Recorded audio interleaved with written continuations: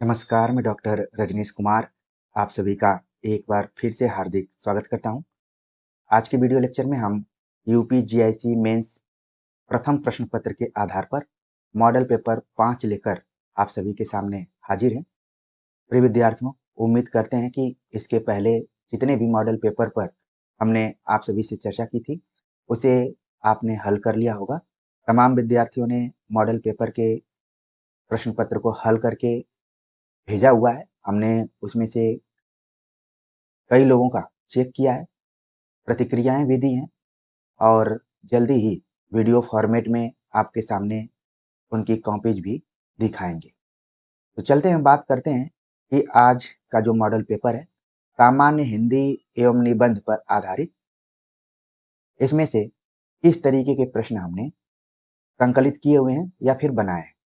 शुरुआत में अनुदेश दिया गया है कि 2 घंटे का पेपर होगा, 100 अंकों का प्रश्न पत्र है, सभी प्रश्न अनिवार्य हैं, सभी प्रश्नों के सामने उनके अंक लिखे गए हैं और साथ में अगर आपको जो कॉपी मिलेगी उसमें अनुक्रमांक, नाम, पता, टेलीफोन नंबर आदि को सटीक जगह लिखना है, इधर उधर नहीं लिखना है। तो प्रथम खंड के अंतर्गत पहला जो प्रश्न है यहाँ पर, नीचे दिए गए अवतरण को ध्यान पूर्वक पढ़िए एवं उससे संबंधित प्रश्नों के उत्तर दीजिए। 20 अंक का ये अवतरण है। जब हम अवतरण को पढ़ेंगे तो आप भी उसे ध्यान पूर्वक सुनेंगे और महत्वपूर्ण शब्दों, रेखांकित शब्दों पर ध्यान देंगे और मन में एक भाव लाएंगे कि आखिरकार किस विषय पर बातचीत हो रही है। अवतरण कुछ इस प्रकार है। मनुष्य अपने भावों, विचारों और व्यापारों के लिए दूसरों के भावों, विचारों और व्यापारों के साथ कहीं मिलता और कहीं लड़ाता हुआ अंत तक चलता है और इसी को जीना कहता है। जिस अनंत रूपात्मक क्षेत्र में यह व्यवसाय चलता रहता है उसका नाम है जगत। जब तक कोई अपनी पृथक सत्ता की भावना को ऊपर किए इस क्षेत्र के नाना रूपों और व्यापारों को अपने योगक्षेम, हानि लाभ, सुख दुख आदि से संबंध करके देखता रहता है, तब तक उसका हृदय एक प्रकार से बद्ध रहता है। इन रूपों और व्यापारों के सामने जब कभी वह अपनी पृथक सत्ता की धारणा से छूटकर अपने आप को बिल्कुल भूलकर विशुद्ध अनुभूति मात्र रह जाता है, तब वह मुक्त हृदय हो जाता है। इस प्रकार आत्मा की मुक्तावस्था ज्ञान दशा कहलाती है, उसी प्रकार हृदय की यह मुक्तावस्था रस दशा कहलाती है। हृदय की इस मुक्त की साधना के लिए मनुष्य की वाणी जो शब्द विधान करती आई है उसे कविता कहते हैं। इस साधना को हम भाव योग कहते हैं और कर्म योग और ज्ञान योग का समकक्ष मानते हैं।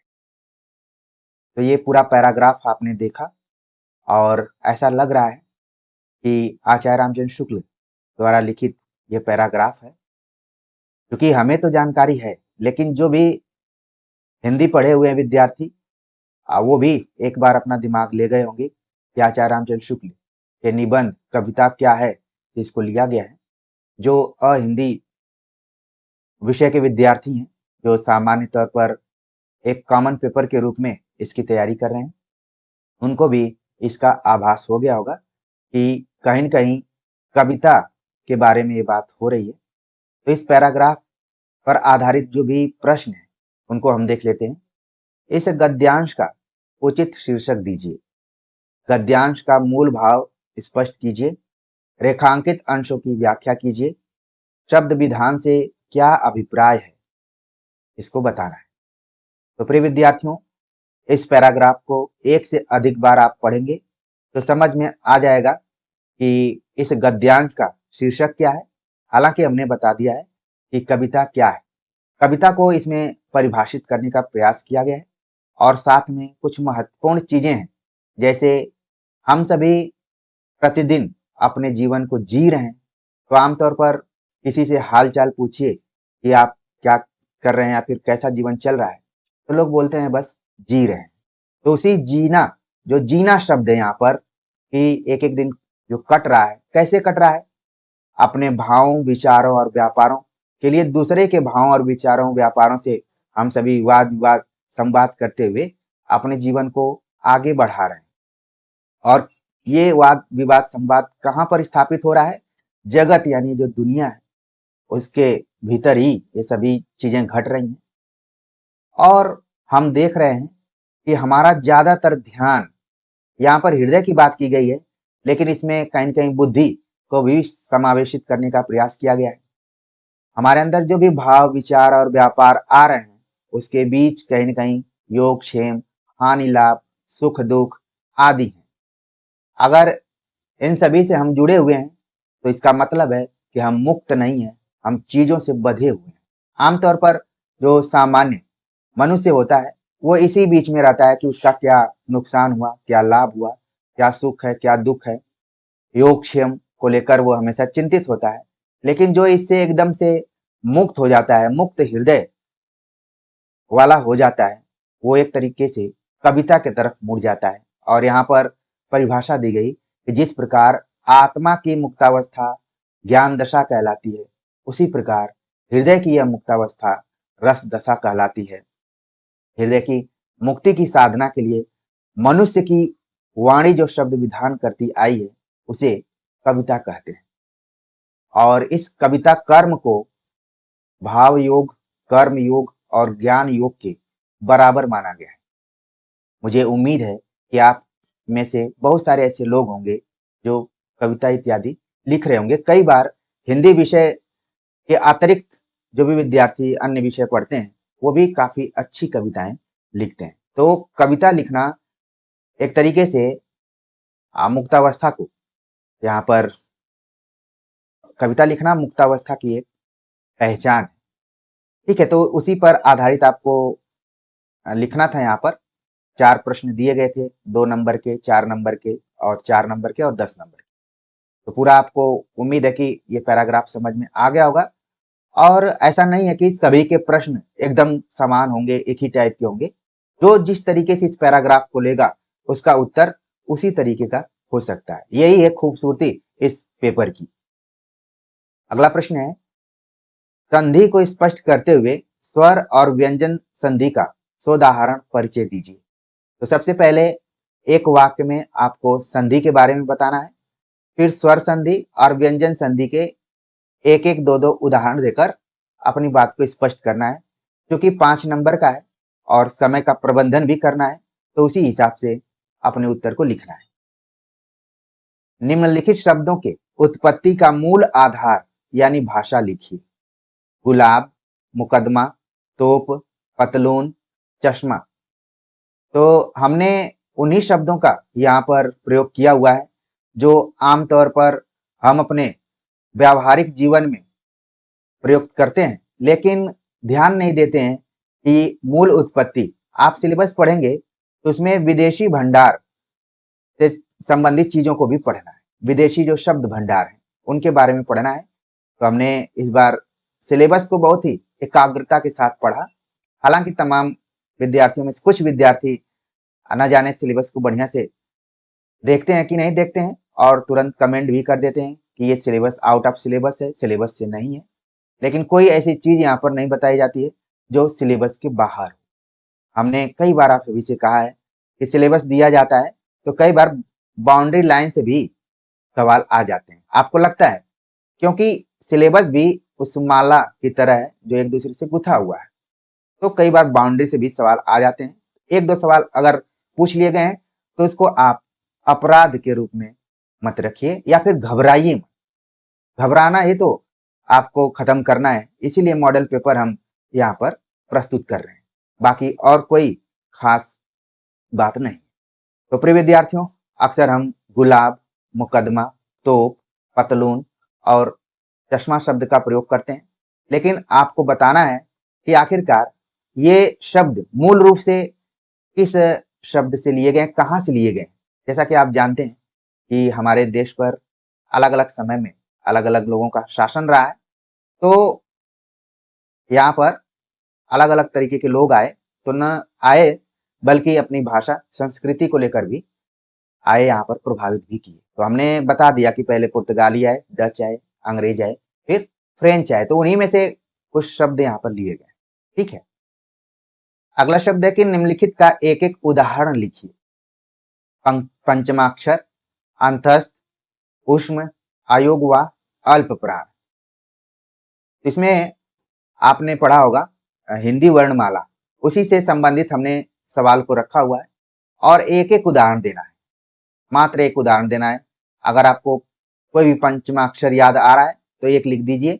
अंतस्थ में तो वैसे 4 होते हैं लेकिन आप कोई एक लिखेंगे। ऊष्म में भी 4 होते हैं लेकिन एक लिखना है। आयोगवा में 2 से 3 उदाहरण होते हैं, एक लिखना है। अल्प प्राण में भी कई उदाहरण होते हैं लेकिन एक लिखना है। इन सभी को आप कैसे लिख पाएंगे? तो हमने हिंदी व्याकरण आपके इस चैनल पर पढ़ाया हुआ है, पहले आप जाकर देख सकते हैं, या फिर हिंदी व्याकरण की कोई भी किताब आप अपने पास रखे होंगे तो इस प्रश्न का उत्तर आराम से लिख लेंगे। निम्नलिखित मुहावरों और लोकोक्तियों का अर्थ स्पष्ट करते हुए वाक्य में प्रयोग कीजिए। गाल बजाना, बांसों उछलना, नाक रगड़ना, आसन डोलना, तन पर नहीं लगता, पान खाए अलबत्ता। तो अर्थ स्पष्ट करते हुए वाक्य प्रयोग भी करना है। 2 चीजें हैं यहाँ पर, तो आप पहले अर्थ बताएंगे, फिर इसके बाद वाक्य प्रयोग भी कर सकते हैं। ठीक है, अगला जो प्रश्न है, निम्नलिखित वाक्यों के क्रिया प्रयोग को लिखिए। आपके सिलेबस में क्रिया के बारे में भी लिखना है या फिर पढ़ना है। तो वाक्यों को हमने यहाँ पर रखा हुआ है और आपको बताना है कि ये सभी वाक्य किस क्रिया के अंतर्गत है। मैं पढ़ रहा हूं, वह लौटा हो, वह जाएगा, वह पढ़े तो परिणाम अच्छा आए, लड़के ने पुस्तक पढ़ी है। तो लगातार आप देख रहे हैं कि इन सभी वाक्यों में हमने पढ़ाई इत्यादि को ज्यादा कुछ शामिल कर लिया है, ताकि इसको आप प्रश्न के रूप में न देखें, मोटिवेशन के तौर पर भी आप देख सकते हैं। और चौथा नंबर का जो वाक्य प्रयोग था, ये तो कुछ ज्यादा ही है कि वह पढ़े तो परिणाम अच्छा आए। इसमें आपको बताना है कि किस क्रिया रूप का प्रयोग यहाँ पर हुआ है। आराम से आप बता देंगे, व्याकरण की किताबों से ही हमने इसको लिया है। निम्नलिखित बोलियों के उपभाषा वर्ग लिखिए। नीचे बोलियां दी गई हैं और बताना है कि किस उपभाषा वर्ग से इनका संबंध है। खड़ी बोली, अवधी, भोजपुरी, मालवी और ब्रज भाषा। तो जो भी विद्यार्थी हिंदी की उपभाषाएं इत्यादि पढ़े होंगे, हिंदी की बोलियों के बारे में पढ़े होंगे, आराम से इस प्रश्न का उत्तर लिख सकते हैं कि कौन पश्चिमी हिंदी में है, कौन पूर्वी हिंदी में है, कौन बिहारी हिंदी में है, कौन पहाड़ी हिंदी में है, या फिर कौन राजस्थानी हिंदी में है। आप आराम से इसको बता सकते हैं। तो ये तो सामान्य हिंदी के प्रश्न रहे। उम्मीद करते हैं कि जैसे जैसे हम मॉडल पेपर आप सभी के सामने रख रहे हैं, आपके अंदर एक कॉन्फिडेंस विकसित हो रहा होगा कि हाँ, अगर इस तरीके का पेपर आएगा तो हम निश्चित तौर पर बेहतर परफॉर्मेंस करेंगे, और सिर्फ 100 नंबर में परफॉर्मेंस ही नहीं करेंगे बल्कि अच्छे अंकों को हासिल भी कर पाएंगे। 75 से 80 अंक मिल सकते हैं अगर आप थोड़ा सा ध्यान देकर इसको हल करें। दूसरा खंड इसी से जुड़ा हुआ है, जो कि द्वितीय खंड से संबंधित है, जिसमें कि हिंदी निबंध को यहाँ पर पढ़ना है। निम्नलिखित में से किसी एक विषय पर निबंध लिखना है। निबंध की अधिकतम विस्तार सीमा 1000 शब्दों की है और कुल 6 निबंध दिए गए। साहित्य में लोक संस्कृति के विविध सरोकार, राष्ट्रीय विकास के क्रियान्वयन में महिलाओं की सहभागिता, अप्रत्याशित प्राकृतिक आपदाएं एवं नियंत्रण के कारगर उपाय, भारतीय अर्थव्यवस्था में कृषि की भूमिका, भारतीय संदर्भ में ऑनलाइन शिक्षा कितनी सफल, वैश्विक आतंकवाद के विनाशकारी खतरे, निदान एवं निराकरण।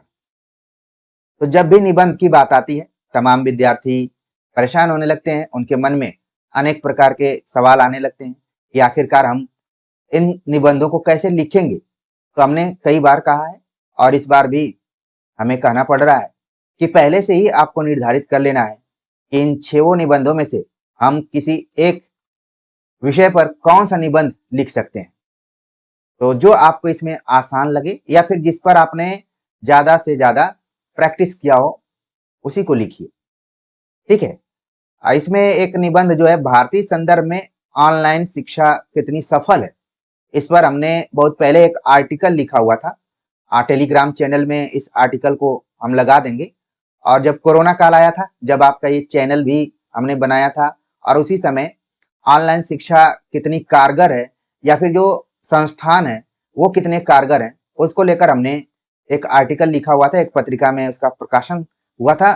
आपके मार्गदर्शन के लिए उसका पीडीएफ हम टेलीग्राम चैनल में डाल देंगे, आप वहां से देख लीजिएगा। बाकी आप वर्तमान समय में अपडेटेड रूप में भी इसके बारे में लिख सकते हैं।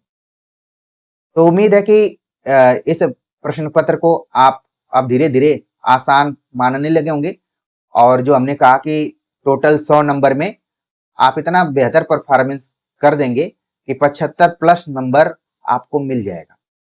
तो प्रिय विद्यार्थियों, इसको हल करके दिए गए नंबर पर आप जरूर इसको भेजिए ताकि हम मूल्यांकन कर सके। नंबर हमने मॉडल पेपर 1 में बतलाया हुआ है, आप वहां से देख सकते हैं। और तमाम विद्यार्थियों ने भेजा था, जिनके में कुछ कमी है उन पर हम एक टेक्स्ट मैसेज डाल देते हैं कि आप देख लीजिए कहाँ कहाँ गलतियां हैं, और जिनकी बहुत अच्छी कॉपी होती है तो लिख देता हूँ कि अच्छा लिखें। तो ये लेकर आपको ना घबराना है कि हमने कॉपी बढ़िया से चेक की है कि नहीं। मैं बहुत ही ईमानदारी से काम करता हूँ, और जहां पर भी लगता है कि सुधार की जरूरत है तो बहुत ही कठोर और कड़वे हिसाब से बताने का प्रयास करता हूँ, और कोशिश रहती है कि ये कठोरपन और कड़वापन एक दिन आपके चेहरे पर खुशी लाएगी। तो इस चीज को आपको ध्यान में रखना है। बाकी हम लगातार मॉडल पेपर लेकर आते रहेंगे। तो आज के मॉडल पेपर को लेकर आप सभी के कमेंट का हमें इंतजार रहेगा। मिलते हैं एक नए टॉपिक के साथ, तब तक के लिए नमस्कार।